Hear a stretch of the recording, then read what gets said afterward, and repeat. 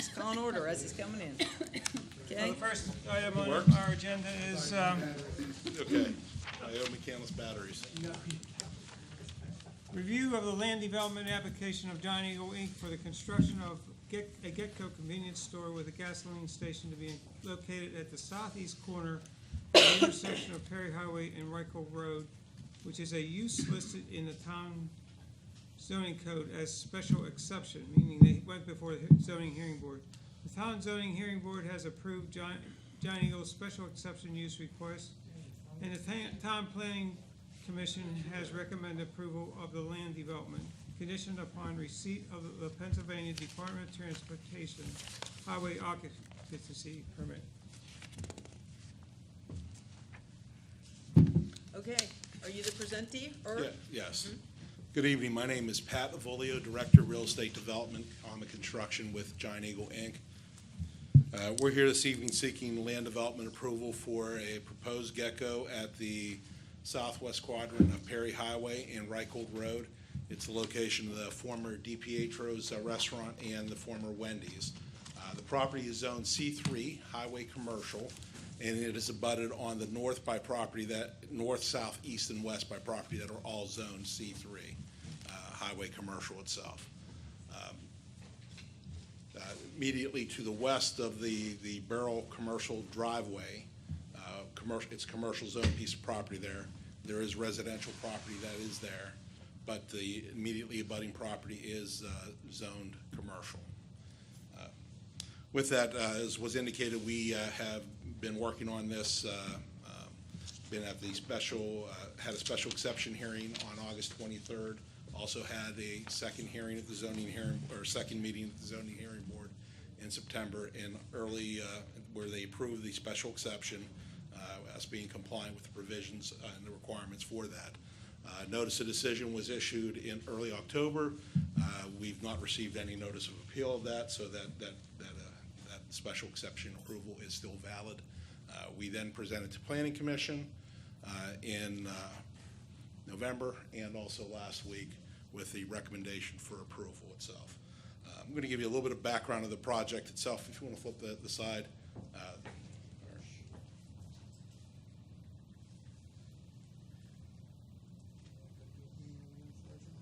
Okay. So providing one back. There you go. So this is the context of the property itself. Immediately south of Reichel Road, there's an old former right-of-way of Reichel Road that's there, that's owned by the town of McCandless. When the road was realigned to the north to line up with Richard Road, there was an area of green space there. That's not being incorporated or utilized in any part of the development itself. With respect to the proposal, we are proposing a 6,200 square foot convenience store, our cafe plus market format, 7 fuel dispenser islands, which would be 14 fueling positions. And the, if you go to the next screen itself, there's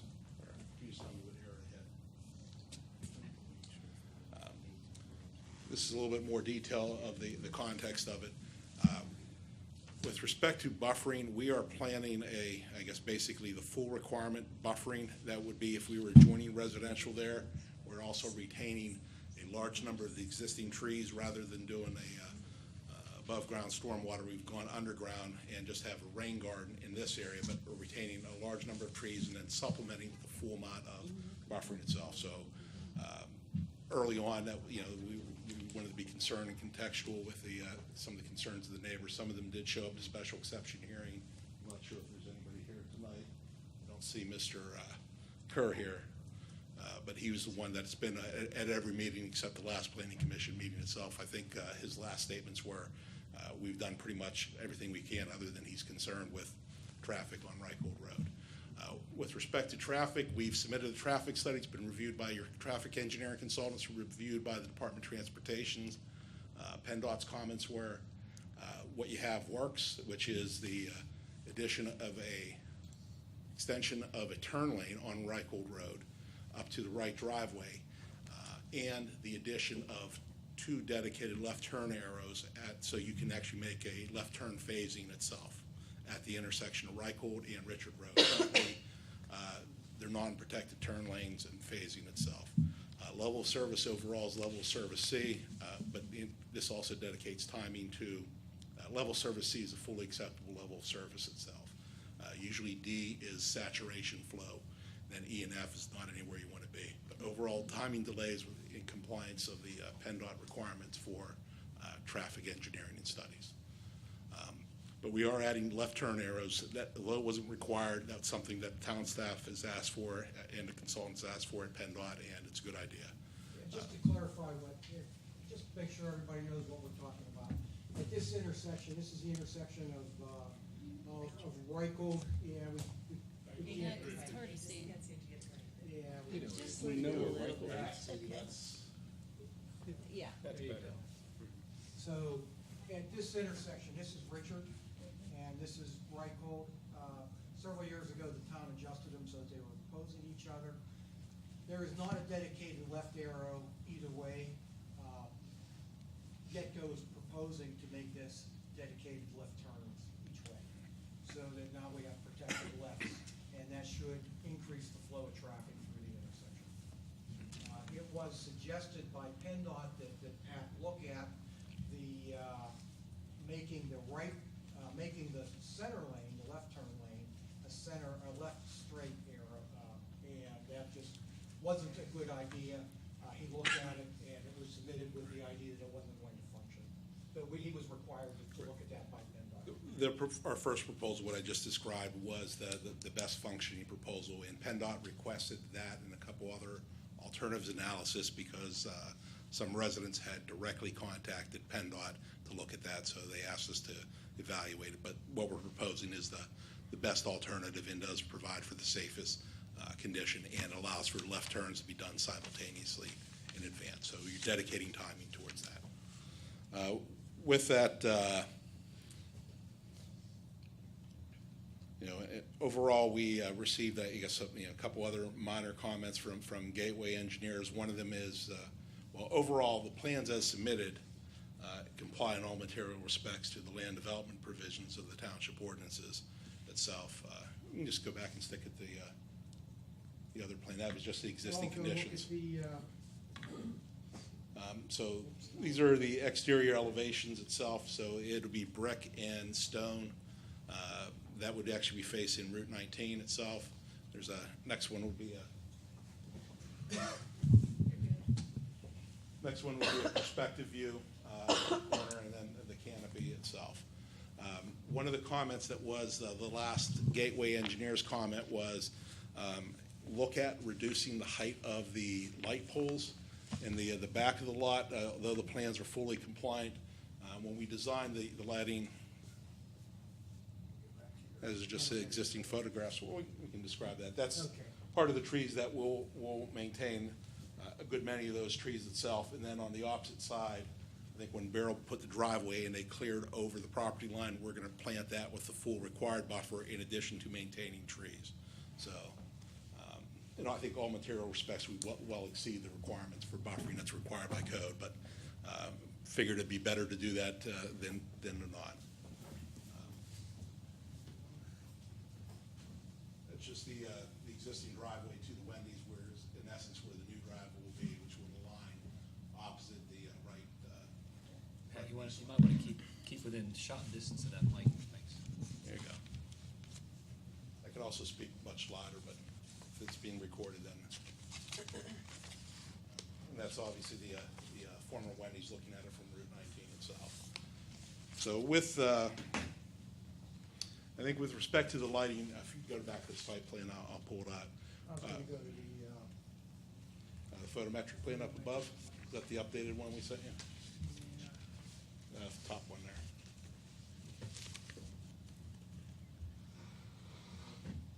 So with respect to the lighting, where we originally placed the light poles were only one pole. This is the updated plan. We only had one pole here that was at 25 feet, which met code. And we had a light we added here or moved here from this area based off the discussion with Bruce and the engineering comments. The reasoning to move the light from here closer to the residential property was to aim the light towards the lot itself. All these lights would have house side screens. What we looked at and reevaluated based off of looking at the reduction of height was going from 25 to 20 foot, and it still meets the minimum light requirements on a parking lot. There's still zero spillover. We have house side shields. Anything lower than that, then we would have to add probably 2 or 3 additional lights back here, so it creates more of a Christmas tree effect, or Christmas light, type of an effect. But the plan as originally submitted and this plan, complies with the ordinance requirements itself. And I think Bruce indicated that's something that council may be interested in with respect to what we're proposing. Our thought was that even though that it is a budding commercial property, there is a residence here and a residence here. So if we took these side-facing lights that were proposed here and put them here, and this one was already here, we would, if there was a problem, even though the LEDs are very focused, if there was a problem, we could put house side shields on them, much easier than side shields on the ones that were here. And we don't anticipate a problem in case there is. They'll be able to address it with a house side shield. And you're minimal to that. Yes, we actually have house side shields set up in this revised plan on It's the back. already gonna, you're just gonna Yes. put them up? Great. Excuse me. Rather, it's easier to do it now than to try to do it later. Okay. Are you saying there are residents there behind? On the other side of the The other driveway. side. There's a resident here. There's a One resident here, they were at the initial special exception hearing. Their biggest concerns, complaint, if you review the transcript, had to do with promises that were made when this driveway was constructed by the car dealership. And I think you resolved Yeah, that and and put as them soon in. as those comments were made, we contacted Federal and they resolved the issues. Okay, my question is this, though. I noticed that on the previous picture, you have outdoor seating, In the correct? front. We have 2 tables that are Right. located right along. Well, we're putting limitations on sheets. Are we doing the same here, We did not put limitations. time-wise? Not on there, we did not. Aren't we saying they can't have, We do, there's speakers and Speakers. for some odd reason. Music, but Right, not we did the not add seating. the seating. We didn't add that. Correct, and I think That was the- something we discussed, but we. We didn't add that. thought of that. This isn't, that's, wouldn't be even facing residential anyway. It's facing, Highway, very highway. facing the highway. It's not even facing the residence. And this is a different process and review than the sheets, because this is not a conditional use. It's more of a special exception, but if there are concerns, again, working with Bruce here, since April when we first met, we've been amenable and try to work through issues. But the biggest thing with that residence there, they were satisfied and very happy that we weren't taking out the trees and planting in just the minimal new trees. I love you keeping the old trees. You know. I Good completely job. agree. And then putting some understory things in there. I love that. Thank you. And so with that, I think we comply in all material respects with the ordinance requirements. I'm here to answer any questions or Sure, go into anything I do else. want to show the eyebrow that Yes. you were so kind to present to us. Correct. Well, Yes. no, well, that's not the eyebrow. That's what a traditional gecko Oh, you gave us light the would be. traditional one, not the That eyebrow. photo's You gave me there. one with If you the, go back to the brochure, Don't mess him up, Bruce. so we are He not messed me up. internally I asked him for a illuminated. picture of what it would look like, because this isn't what I understood it to look like. That's our traditional. And that's not the one you're doing. Correct. The one thing I will point out different there is that it's not lit from behind like a sign is. We have a little strip lighting on the top that's shielded LED that just illuminates the fascia. The other thing that we've done specific to this location is, on our lighting plan, you see here, there are 2 rows of LED lights. We're down to a singular row on what we're proposing for this location itself. Go to the marketing brochure. That also, Yeah, this one. that doesn't have it. I think the, go ahead. It didn't have it in white. All right, I have the, Color. that's basically the screening effect. Let me give you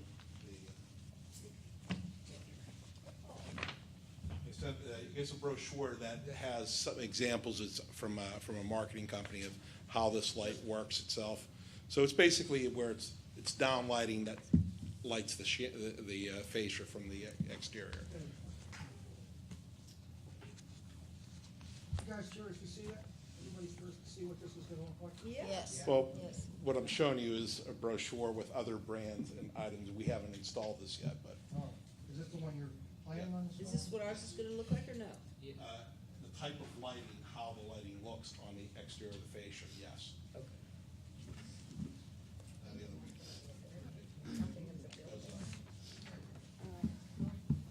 He showed us the building. 3 pictures of it, yeah. He showed us the building.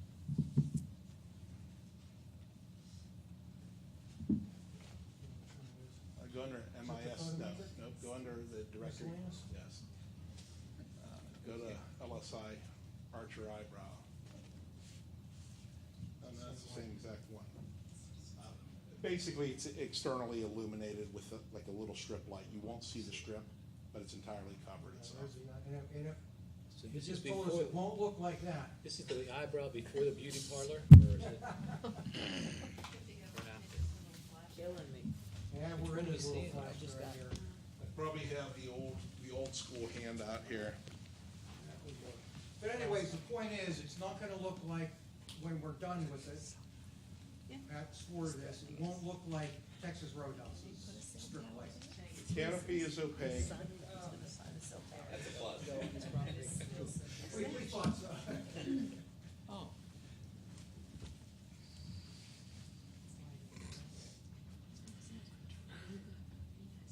But I think in all material respects, though, it's something that meets the requirements. It's not. Yeah, it will. And if there's a problem with it, we'll deal with it, right? We'll have to study it. Any questions? So, We've gotta see the archer eyebrow sometime. yeah, I mean, really, how? Yeah, if how- you have a it's- question, It's a. we can it- have how- our student Bruce, council has a I'm gonna question. ask Well, Bruce a hold question. on, he's answering the question we just asked him, and then you can. Highly disappointing in what you actually see, because it's, Well, we gotta know what it Steve, looks I like, don't you gotta mean to bring us a interrupt you, you're picture. a councilman. You wanna- no, I thought we did email that, but we'll. No, I got it. When it's- Okay. For student So if you council? email it to me, I'll email it to everybody. Okay. Junior- Did you have a, junior did you have a, I did Mr. have- Taft? Student. I did have a question. So you had mentioned. Come to the microphone, dear. Just- Either one. So you had mentioned that you did a traffic report on the intersection where you would be building the gas station. So around 7:10 every single morning, there's about 700 Nash students that go through that intersection to get to the high school. So that traffic light is already backed up massively almost every single weekday. And I'm wondering if a left turn signal would even slow that traffic down farther. So I'm wondering if you included that within your traffic report. The traffic impact study that was prepared to look at all of various different analysis, and adding the left turn arrows actually would make it function better and safer, because currently vehicles can, it's basically free flowing, wide open. And although our study doesn't warrant the install of the left turn arrows, that's something that the town staff and our engineer requested, and we agreed to, because it does make sense for us and everyone else. What's happening is traffic backs up on the left turn coming out of Wright Cove Road. I mean, it backs up. That way. Now, to address your question specifically, these are a new type of signal, it's called a smart signal. It gives preference to north-south traffic on Route 19. There is a longer wait for the people waiting on all side roads. If you've noticed with the new signal, when you're coming out of side road, you have to wait a lot longer on the side road. And that's because of the deference to the north-south traffic. So, and there have been problems with that signal, particularly because it's controlled from the North Allegheny intersection, and it goes the whole way up into Pine Township. The same thing that you're talking about at 710 happens in Pine Township. No offense, Pat. Happens in Pine Township at where the shopping center is at Pine Township. Actually, there's a series of 3 intersections there. The same thing happens, but it's mostly because of the side traffic. This, at your time, it won't, at 710, it should not interfere with the north-south traffic any more than it already is. All right. Very, There were problems with it, I understand they were fixed. Well, in fact, the time right before, when we met with PennDOT, the one at North Allegheny High School was not operational and, or not fully functional and operational. Again, part of it's an integrated signal that really comes from the Marshall line, the whole way down through Wexford Flats and McCandless itself. Again, you'll find traffic is designed to be held back from the furthest intersections itself. And our trip generation is really, during the AM and PM peak hours, 76% of the traffic is already on the road and it's diverted and passed by. And that's all in the study, and, you know, I think So, and Bruce what has that that on means, file. if you want to for look at it. everybody that's here, what that pass by means is there will not be, 76% of the trips are not dedicated get-go trips. They're trips that are already being made. They're not adding traffic. They're taking traffic off of Route 19.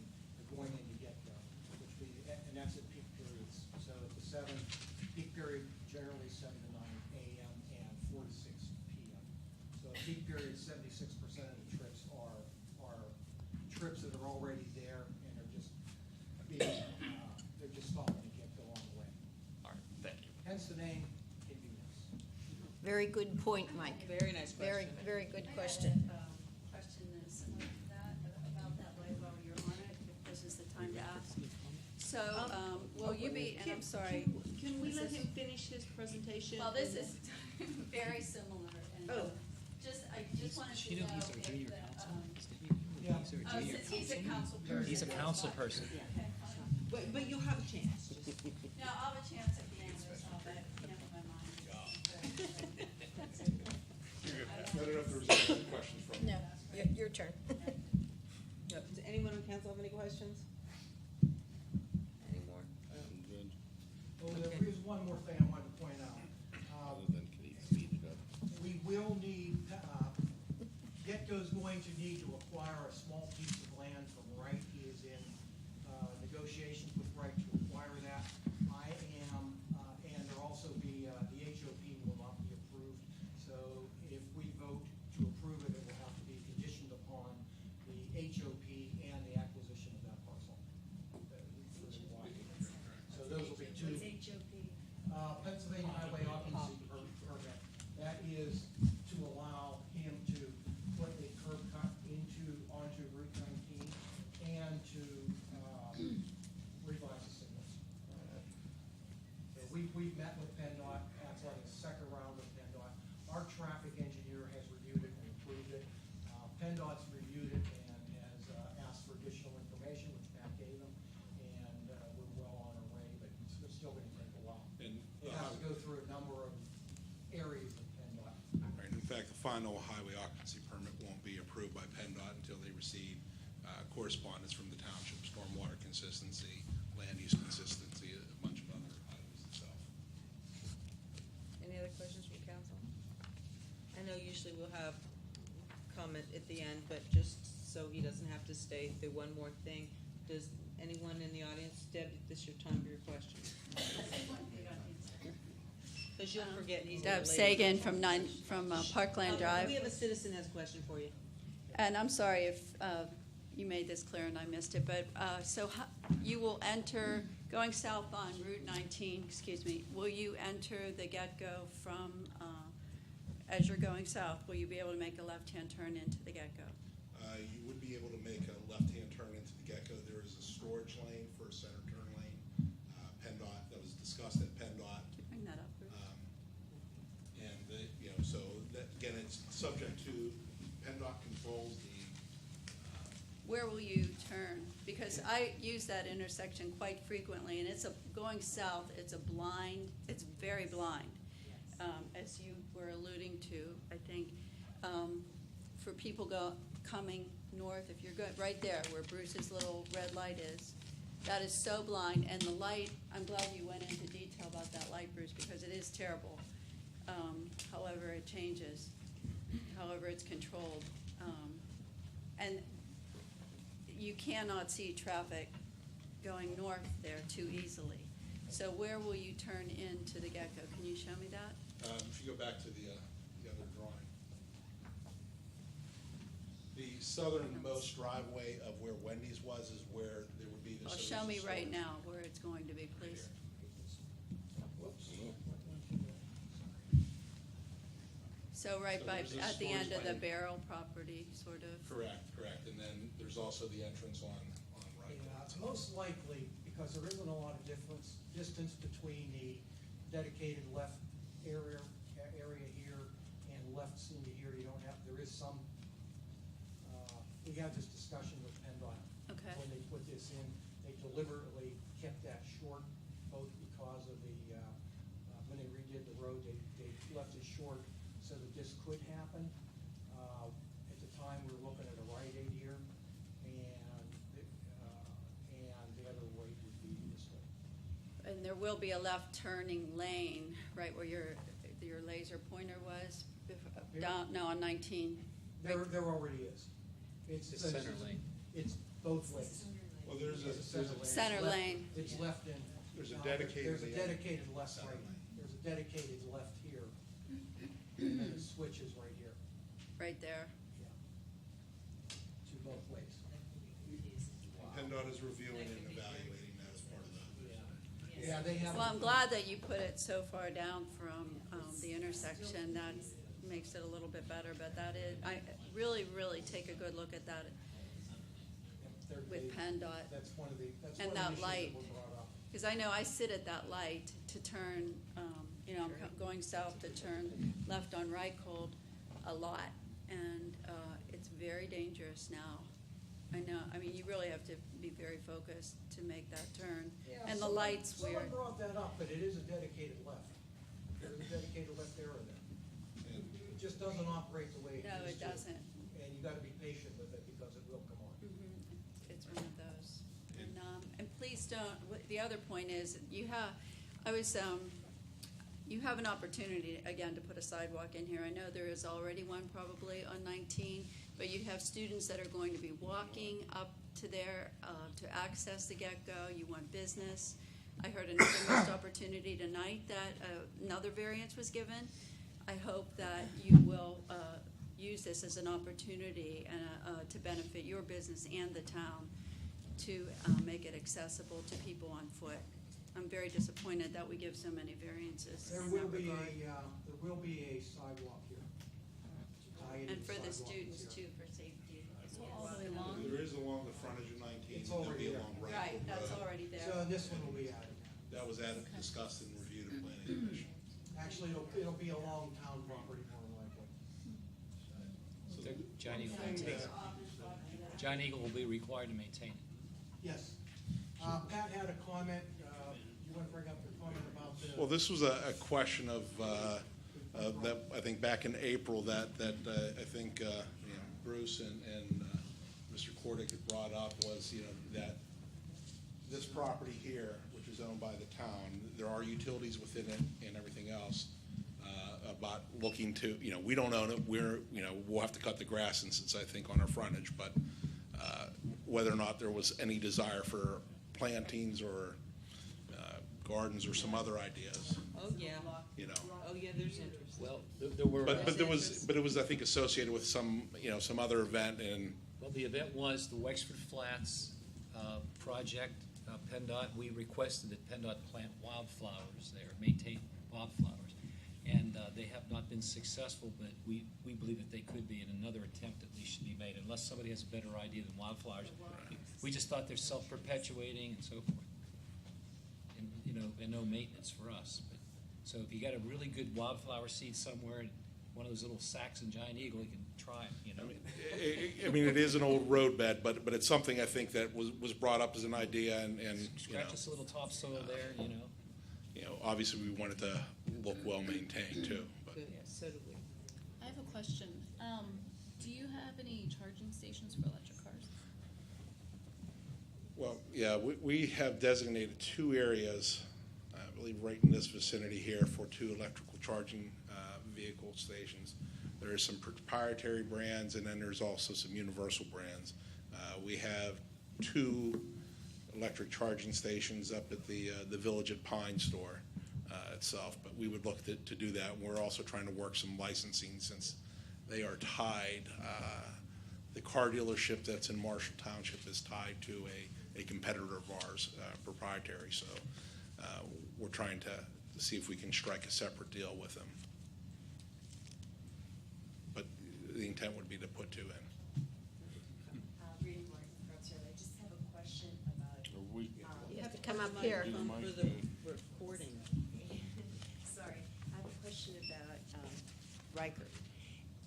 As you come up, what you said about a blind corner, they fly up and down that hill. There was a really bad accident further down and a death of a student many years ago.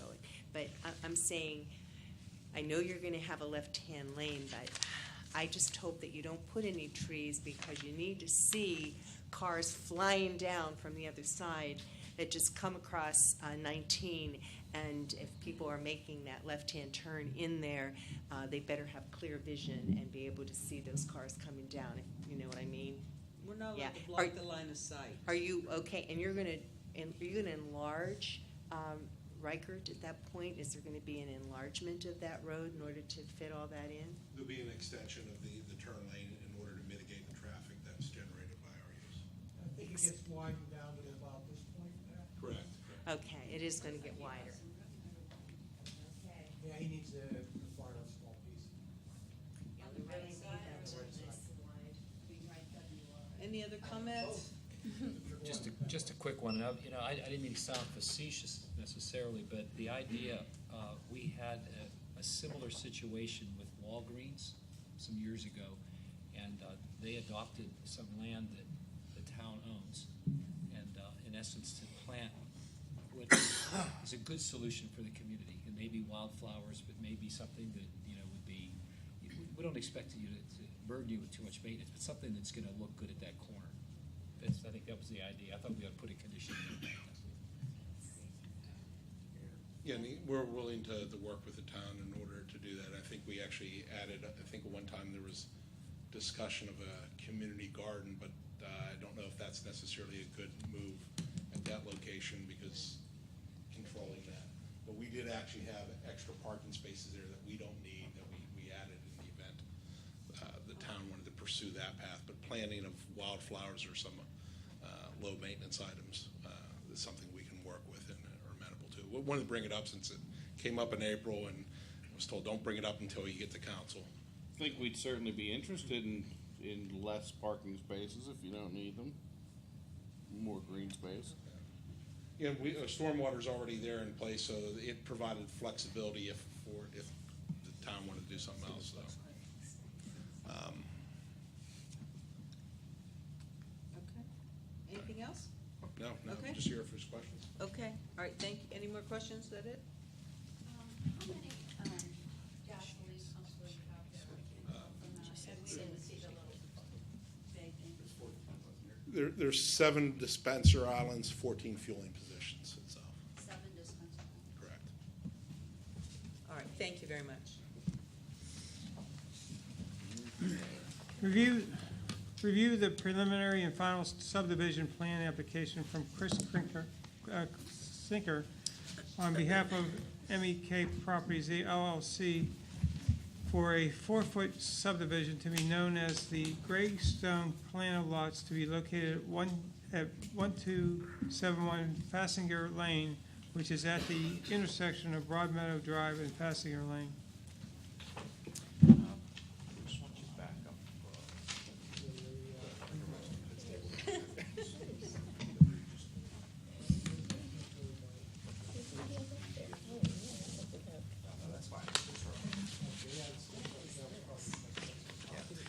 I'm Rick Shoup from Shoup Engineering. Yeah, this is the intersection of Broad Lawn Drive and Broad Meadow Drive, which was Fassinger Lane at one time. I guess the still address is called Fassinger Lane there. Yeah, let's, don't have a zoning map with us here in this room, but Rochester Road, where Stonebrook is located, and where Brook Park Swim Club is located, if you go up that hill, to the top of the hill, Fassinger Farm is located right here, and it's directly across the street. This is the existing house that owns all this property right through here. Yeah, the rear line on the left is the boundary between McCandless and Franklin Park Borough, so we're right up against the boundary there. 4 lots proposed, roughly 3/4 of an acre, more or less. we had presented to Planning Commission, and we had some gateway comments, which we had gotten the day of the meeting. So we have done some revisions to satisfy some of their comments. Lot 4 at the top, we had to widen that to make sure we had the width from, there's a private driveway and a 50-foot right-of-way which goes along the top end of the property to service one home up there. We needed to make sure we had exclusive of that right-of-way had the minimum frontage, so we had to widen that lot a little bit, which in turn reflected a little bit on the other 3 lots as well. It's going to be all single-family homes. We have a sewer line which is going to need to be extended from the south side of Broad Lawn across from the intersection, which will have to go across the frontage of these lots to pick up these homes to be added to the sewer system. We will have a sidewalk along the entire frontage of the property. And just at that point, Rich, I just want to interject that the sidewalk will have to stop about right here because this is not their property. And Broad Lawn goes this direction. So we'll put we'll require a accessible ramp right at this location. Okay. Again, we had a few minor items which we've had addressed since the last Planning Commission meeting last Monday night. I'd just be willing to answer any questions you might have. Stormwater, stormwater is all going to be on lot stormwater. It was designed, there were comments that our stormwater engineer had, and those comments were addressed. They're addressed, but we're still working with them. Just slanted all toward Franklin Park? It slants towards Broadmeadow Drive. That was a joke. Okay. You have to How smile. big's the You have to smallest smile when lot? you say- Smallest lot, I think it's 2/3 of an acre approximately. I think about lot 1 or 2, I think. Well, actually, probably lot 3 might be the smallest. Yeah, it's .681. Yeah. And yeah, like I say, it goes between that and 8/10 of an acre roughly or so. Any other questions? Any comments from council? Quick comment about the responsibility for stormwater. If there's a swale, Bruce, through the properties, or no, just on-lot sumps? On lot side. There'll be a berm established approximately halfway along the rear of those lots to direct any water that flows will come down to the bottom of lot 1, which will be picked up by a storm drain. So that water will not flow through the developable parts of the property. And then on each individual lot across the frontage, there will be individual storm, which will eventually tie in down near the intersection and tie into any overflow will tie into an existing canvas catch basin. The way our sumps are designed for everybody that's here, they're designed so that they are primarily infiltration, but as we know in this area, even with infiltration, it's hard to infiltrate around here. And they're designed with an outlet control, just like a mini stormwater facility, there's an outlet control. So what Rich is talking about, when they overflow, there'll be a controlled overflow, but it will go to a pipe in this area. Well, actually, that water will be from the non-developed portion of the site.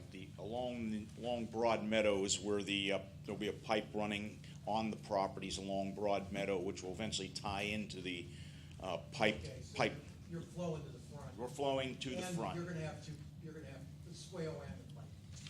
Yes. Well, it's not actually a swale. It's actually a berm to keep that water from going out over into the lots. So when you say berm, just for future reference, when these property owners buy their individual lots, is there any kind of maintenance responsibility that they're gonna need to know about so that they don't try to eliminate the berm or? I think we can certainly add an easement for that. I mean, that's gonna obviously be prepared by the developer, prior to the homes being developed. So we need to have some language in effect that it's not to be disturbed. Thank you. Question here. To the left of the drawing. Yes. As I recall, there's a hill that goes up into the main area. Is that gonna be a place where water is gonna just all the water flows towards Broad Meadow. It's all flowing to your right and also slightly down towards the intersection of the I'm two mixed up streets. in terms of my directions. I thought that was passenger lane, the old passenger lane that went up. It is. And that broad, what is that? I can't read it, but broad lawn is at the bottom. Isn't broad lawn at the top? Broad lawn is here, this is Fassinger. Fassinger. This is where the steep hill is. Yeah, you're coming up, and there's a. I don't know what the name of the plan is back there, Bruce. You know what it is? Brook Park Manor. It's Brook another, Park Manor. another phase of Brook Park. Okay, it's a relatively newer plan back there. But again, all the water goes to your right, from left to right, Where's Rochester Road? down to your right. Rochester Road would be. Gavin's Rochester Where's Road. what used to be passenger? Well, that passenger was what came up in what's called Broad Lawn there. Right where you're indicating or whoever's doing Yeah, that? it comes up there and then it turned to the right. And again, there's the farm is right across the street. Yeah, I guess why I was mixed up is that broad, it says broad, does this say Broad Lawn Drive? there? Broad Lawn This is one's the, Broad lawn. This one's Broad Meadow. Okay. No, it's say the homes, actually the homes there still have a passenger mailing address. yeah, this house here has this confused Rich anyways. This is a Fassinger address here. But they'll be Broad, Yeah, all those- Meadow address. Yes, they'll all be Broad Meadow address. Any more questions? Not for me.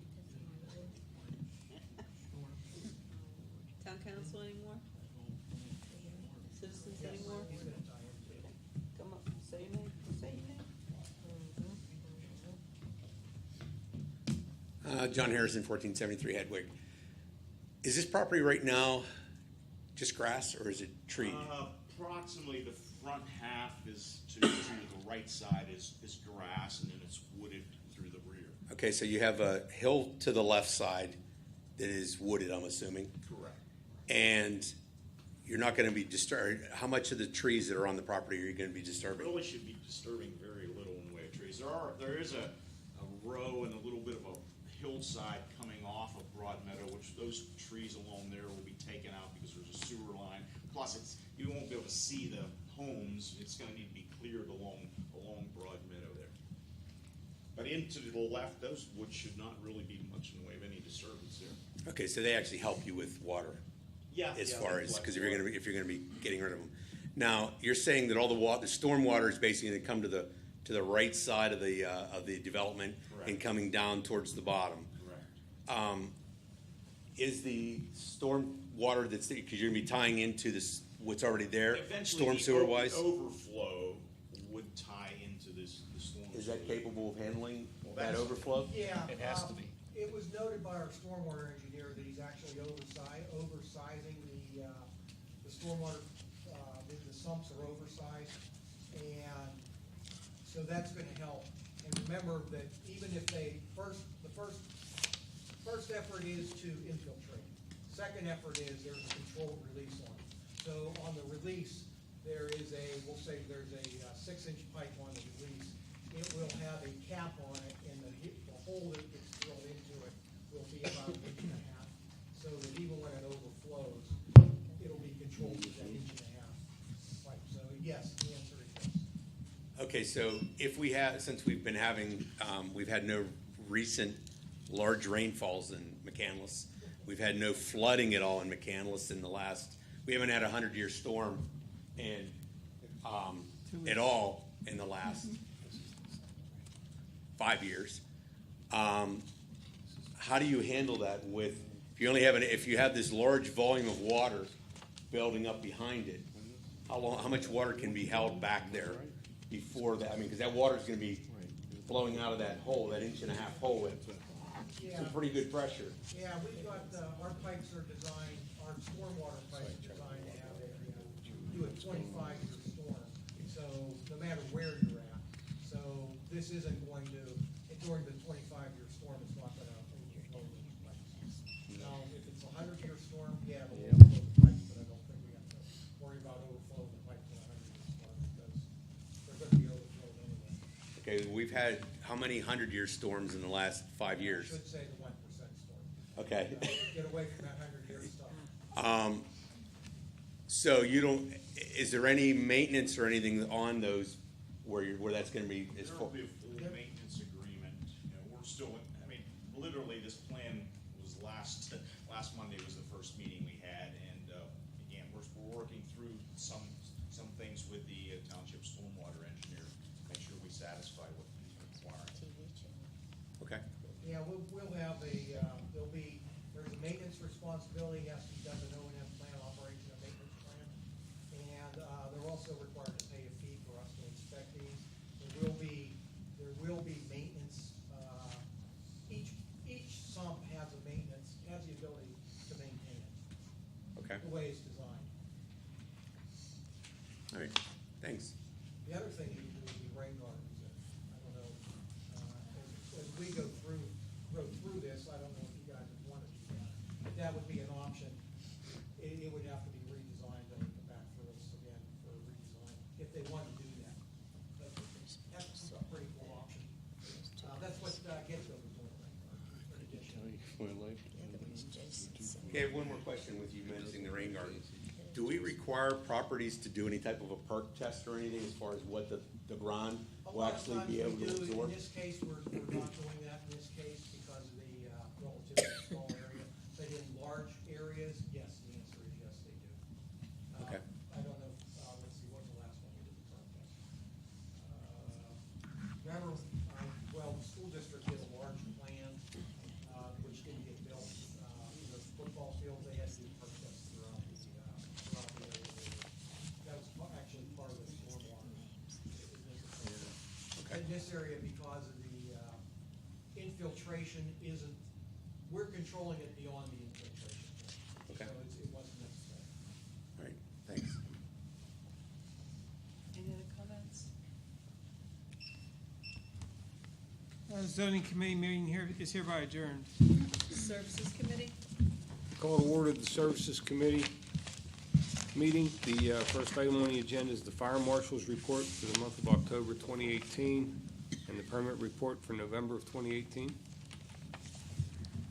Mr. Kirk, the chair excused the department heads tonight for the paper reports to be submitted. Council has any questions? Very good. Then I would refer council to the reports, the written reports, and ask if there are any questions. Hearing none, are there any questions from the public on the fire report? Okay, the Services Committee meeting is adjourned. Very nice appreciation dinner. Very nice. Very nice appreciation dinner for Well fire deserved. and rescue on Saturday. It was a lovely event. Thank you for inviting us.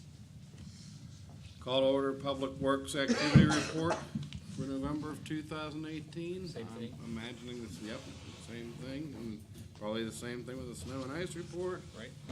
And review the bid tabulation for a traffic signal upgrade project consisting of 8 new pedestrian push-button signs, 56 LED countdown pedestrian signal heads, 44 pedestrian push-button assemblies, 5 acoustic preemption system, and 7 signal controller modification funded under the PennDOT Arley Automated Red Light Enforcement Program. The lowest responsible bid of $111,945.43 is from Bronder and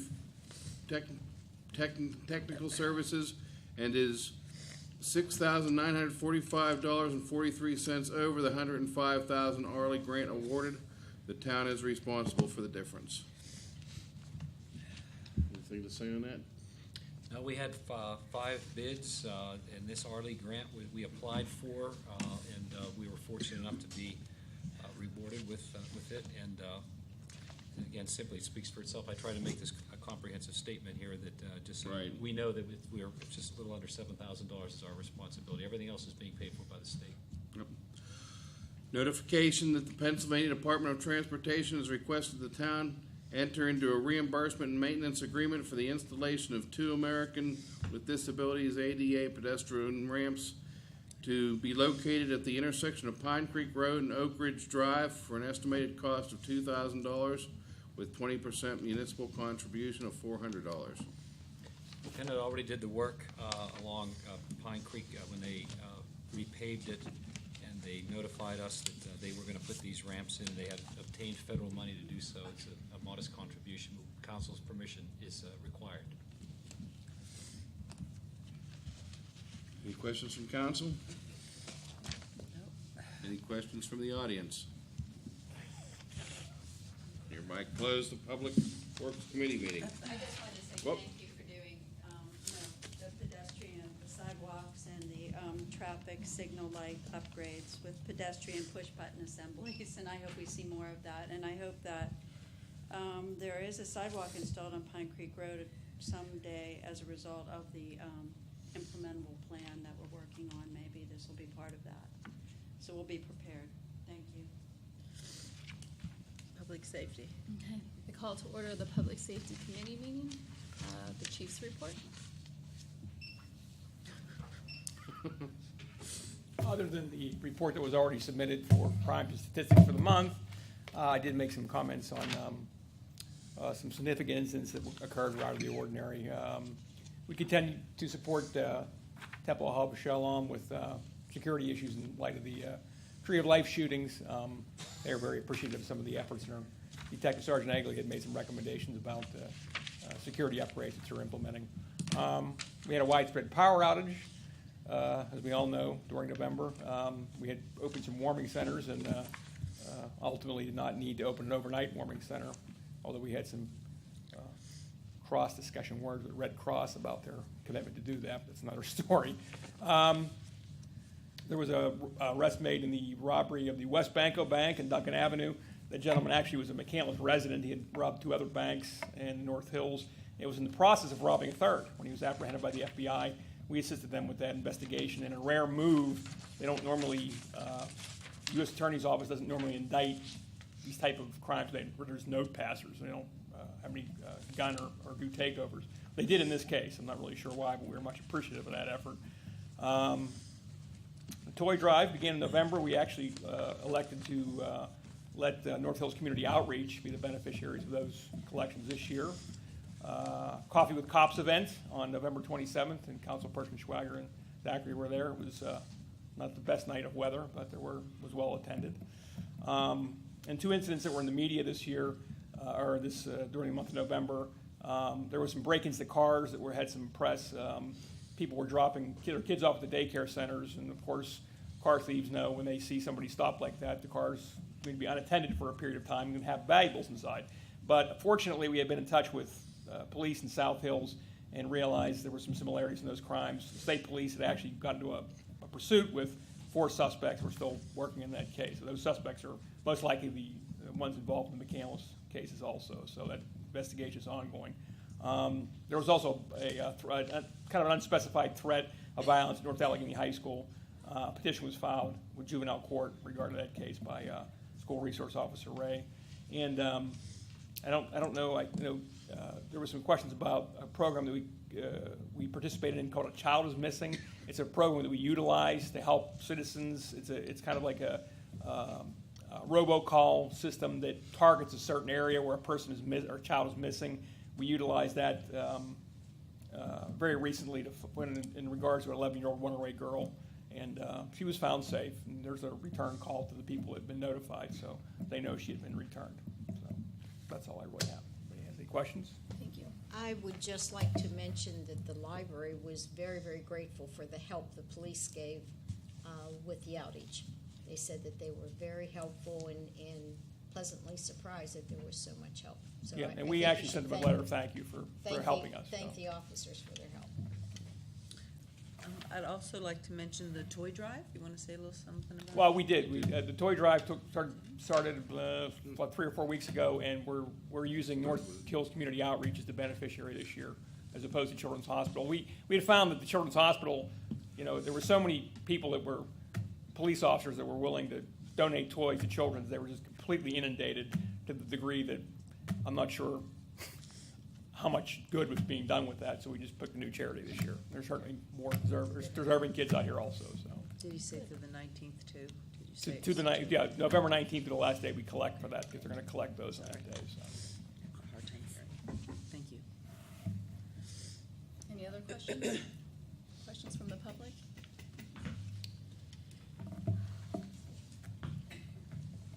John Harrison, 1473 Hedwig. You had mentioned about the 11-year-old runaway. Is there a reason why either A, an Amber Alert wasn't filed for that, or B, the school district has a communication that is tied to all parents who have kids in the district as a way of notifying to, because it was a night that was in the high 20s, low 30s when she did run away. The weather was very iffy, snow, freezing rain type thing, and an 11-year-old outside overnight, unprotected. Why don't we utilize things that are in our discretion to be able to alert people? Because when people finally actually heard about it, it was midnight. She went missing at 7 or 8 o'clock at night. 5 hours could make a world of difference inside, whether it be if it was an adult, let alone a child out there in those conditions. Is there a reason why we don't utilize what we have at our discretion that the school district has, especially being now that we have resource officers that are McCandless police officers that are definitely tied to the district heavily, that we don't utilize that as a means of notifying people to help find a child? One of the things that we're always concerned about when we make notifications is where and who the notifications are made to. So the idea behind A Child is Missing is it's a program we subscribe to, and what they do is they pick a geographic area that we determine for them, and they have a database of phones they dial. Now, the school district could be a resource also. That probably would get into more issues where it was more district-wide. And Amber Alert is a system that's administered by the state police. There's very specific criteria which would be required. Normally, runaways don't fit that. Amber Alerts normally go for cases where a child is kidnapped or abducted, and we know that's the case. There's actually a procedure by which the state police have to approve those type of alerts. So the school district, we did consider that, but in light of the situation, The Child is Missing was probably, and we also had deployed K-9 units to try and find her and things like that. So there are other things going on other than what was mentioned here. So. Okay, well, I understand that you considered the school district, but I know people that are on the school board that the superintendent didn't know it was a problem until the next day. So is there a reason why we didn't reach out to the school district and ask them for that? The superintendent might not have known, but I know the school resource officers obviously both knew about her being missing. Okay. So. Now she was a Carson Middle School. Yeah, she was Carson Middle School. 11, So 6th those, grader. even though the school district resource officers are district-wide, they're stationed in each one of those two buildings. But they are aware of it, and the superintendent maybe was not aware of it, I didn't know, but.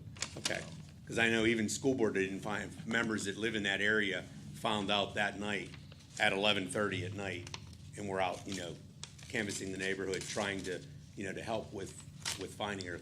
The fortunate thing is, it was a positive outcome. Yeah, she was at home. Yes. The bad part about it is, hopefully that doesn't come into a situation again. So I'd rather err on the safety of a child than upsetting a few parents because they got an extra alert that we're all used to getting at 5 o'clock in the morning when there's a snow delay. Well, normally with alerts, it kind of works in stages. So when we utilize one system, we're going to let that one play out before we start building towards. So there's kind of an escalation plan. It never really got to the school district because it didn't seem like it was a district-wide issue. Kind of a judgment call, I guess. Okay, does McCandless have a plan in place that actually how we would orchestrate that? Oh, absolutely. Yeah, we do. Okay. In fact, I think we're going to prepare something for the town newsletter for the next month about that, about the different systems that we have for utilizing it. Yeah. Okay. And then the only other thing is you had mentioned about the incident that happened at with one of the resource officers with charges being filed. Is that a closed is that investigation done, or is it still ongoing? The petition's been filed. The investigation, for the most part, is concluded. Okay. So usually it's concluded when we make the petition filed. But yeah, it was concluded. So there's been charges filed against somebody on that? In juvenile court, they call them petitions. They're Okay. not really. It's family courts. It's not really considered the same thing. It's like it's handled like it's a crime, but it really is more of a petition to family court. So. Okay, but so there has been a petition filed against that child who made those allegations that what was going on within the school. I can't talk about specifics, but in regard to the case I mentioned, there was a petition filed. Yeah. All right, thanks. Any other questions? I have one quick question though. Was there a notice on the Facebook webpage for the town, the police department about the girls? For the child, I Yeah. don't believe 'Cause I that we never had saw- gotten there I never yet. saw anything either, so I Yeah, we hadn't honestly- gotten that far yet. Okay, because I had not known until the next day. I will say, because when there's a dog missing, that's posted. Let me just, because that comes up, and we all shared instantly, and so I will say I did not know till the next morning either, and actually a friend in Chicago knew before I knew. So I would say if we're, so quick to spread the news about a missing dog, I think we should do this for children. So I understand what you're saying. I would agree. No complaints, but just, Oh, you know yeah, what I mean, just. we hadn't gotten that far yet, so. Yeah. There were some special factors in this particular case that we felt pretty confident that we were going to be successful. And so some time passed from the notification to the time that she was found, so. Okay, thank you. Anything else? Okay, then I'm gonna close the Public Safety Committee meeting. Joanne, may I ask you to read finance? Thank you. for I'd me. like to call to order the Finance and Personnel Committee. We'd like to review checklisting number 12 dated November 8th through December 5th, 2018, totaling $1,880,693.64 as submitted to each member of council and posted on the bulletin board and town website. Do we have any comments from council?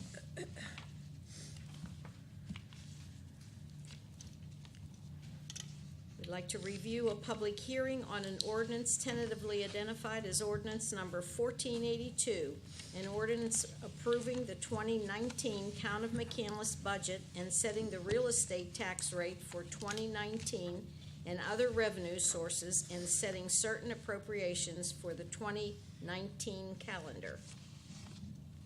Any comments from council? Just a brief comment from me that we have a nickname for it, the scorecard, which we've given you to make sure that we have correctly accounted for the comments of council to make changes to the budget. And I realize it's the size of the reading an aspirin bottle label. But if you have any questions, please let me know. I appreciate that. And everything else, I think, stands as we had presented, and we've gone through the review with council. Thank you. Any other comments?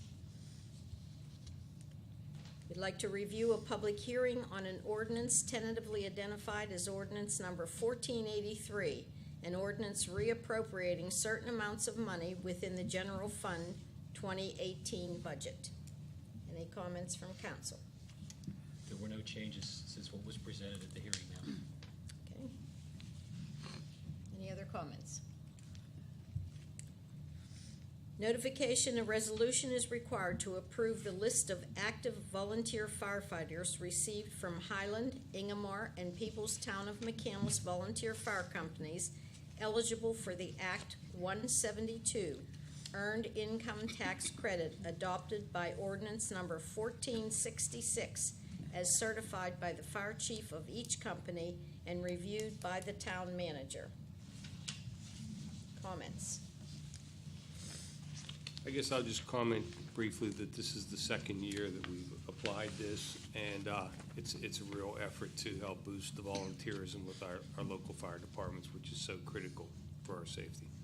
Thank you. And has that helped with our membership at all? It's not hurting. Pardon me? It's not hurting. Oh, good, good, that's good to hear. Any other comments? Number 6, notification, a resolution is required to be scheduled for adoption at council's regular business meeting of December 17th, 2018, establishing the amount when competitive bidding shall not be required for contracts for labor, material, supplies, or services at $45,574.72 in accordance with Section 1303 of the Town Home Rule Charter. Comments? Brief comment that although it says competitive bidding not required, there is a definite a policy that was adopted by town council that is included in the budget annually that describes what happens when public bids are not sought and awarded by town council. It's very detailed, and department heads follow that. Any other comments? Isn't this like 1/4% of the budget is why this rate changes every year, depending on what the budget is? Exactly correct.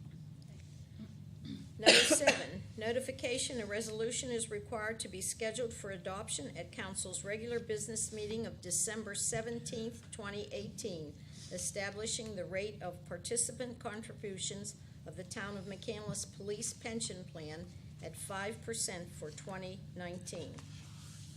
Toby, do you have any comment on that? Brief comment, the maximum percentage that we're permitted to charge our police toward their pension plan is 5%, and the reason it is 5% is work that has already been reviewed by town council, accepted by council, is what's called the minimum municipal obligation. Everybody calls it the MMO, and that requires this amount of money to be mixed with the town's, any town funds will be necessary, plus aid that we receive from the state. Any other comment? Number 8, notification that appointments for the Town of McCandless Personnel Board, Planning Commission, Zoning Hearing Board, McCandless Franklin Park Ambulance Authority, McCandless Industrial Development Authority, and Uniform Construction, Fire and Property Maintenance Code Appeals Board, and Environmental Advisory Committee are scheduled for the December 17th, 2018 regular business meeting. Comments on that? We will. And would the liaisons please be prepared to make those nominations of their committee if you have openings? At the December 17th meeting. Yes. Right. So you'll be prepared for that. Should we also say the alternates are upgraded to the full board? Should we also be prepared to have names for the new alternates? Yes, sir. Okay. Okay, seminars and conferences on January the 17th, 2019. There is a Allegheny League of Municipalities. We'll have a legislative reception at the Sheridan Station Square, and we are all invited to it. Could you repeat that, please? Okay. Joanne, just so I can get that on my calendar. January 17th, 2019, legislative reception by Allegheny League of Municipalities. Will we let Marie know? And we've had it promulgated. Okay, so that we should let Marie know if we're going. Okay. Any other comments? Any comments from the public? Yes, sir.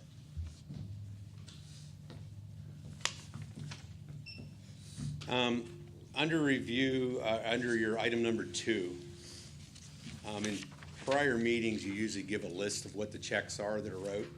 The fact that you wrote checks out for $1,888,693.64, is there a reason why those checks have not been given as an itemized thing like you normally do? It's on the website. Is it on the website? Is it with the supporting documents for this meeting too? No, with the crowd, we expected, we actually would rely on the website for that much. We can, if you'd like So to you're see saying it is on the website right now? Yes. And we could see it? Sure. Yes. Okay. It was put on Friday. Do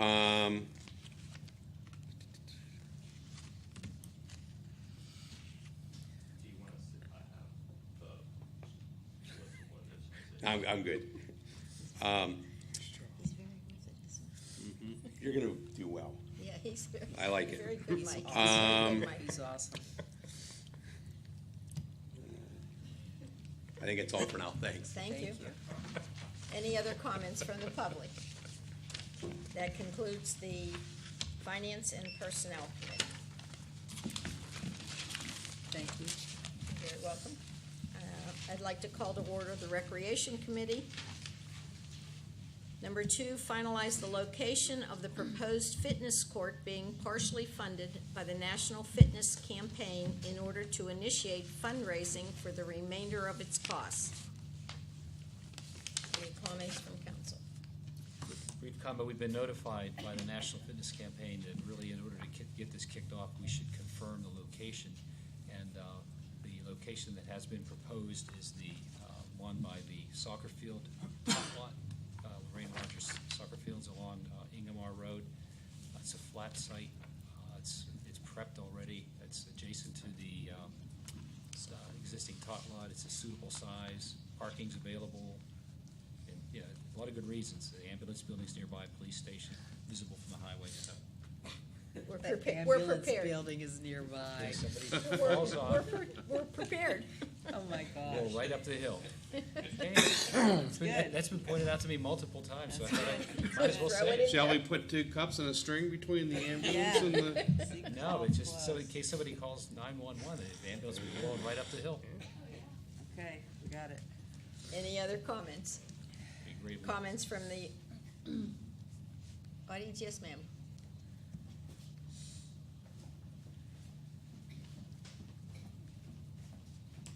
Good evening, Deanna Alfonsi, 9326 Tan Bark. Excuse me, thank you for waiting so long. Oh, you're It's been a welcome. long evening. It's been eventful. So anyway, I just wanted to give my input. I've kind of been a liaison throughout this project, and I fully support the proposed location. It's actually the one I would have picked myself, and had I not even heard it from you, that's the one I would have said for so many reasons. And it's right on the way into the park where people go for health and fitness activities anyway. So I think that on top of all the reasons that you already offered would make it a great location. Good. All right, thank you. Thank you for your comments. Any other comments? This concludes the Recreation Committee. This concludes committee meeting. That's it. We don't have to vote to. We don't have to vote on that, right? Nope. Okay, we're out. You adjourn, it's a committee meeting, you adjourn. You're done. Adjourned. Did you see